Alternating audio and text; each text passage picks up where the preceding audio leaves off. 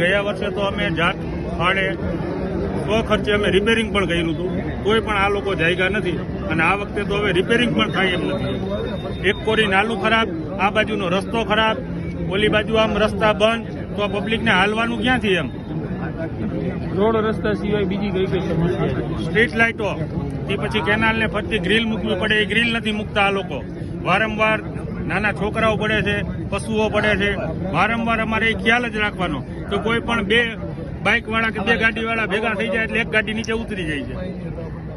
આજે જે આ બધી સોસાયટી વાળાએ રોડ રસ્તા ચક્કાજામ કરીને જે બહેનો અને નાના છોકરાઓએ રામધૂન બોલાવી છે, તો ક્યાં સુધી અત્યારે આજે જે રોડ રસ્તા ચક્કાજામ કરવામાં આવશે? જે કોઈ માનો કે જવાબદાર વ્યક્તિ આવી અને એમની જવાબદારી સ્વીકારે અને અમને લેખિતમાં આપી દે કે અમે આ કરી દેશું, ત્યાં સુધી આ રોડ રસ્તા ચક્કાજામ રહેશે. કેટલા વાગ્યાથી શરૂઆત કરી હતી? આ ઓછામાં ઓછી 2 થી અઢી કલાક જેવું થયું. હજી કોઈ આવ્યું નથી? હજી કોઈ જવાબદાર વ્યક્તિ આવ્યું નથી. હજી ખાલી ફોનમાં ચર્ચા ચાલે છે. ફોનમાં ચર્ચા ચાલે છે અને ફોનમાં જવાબ પણ સરખા હજી નથી દેતા.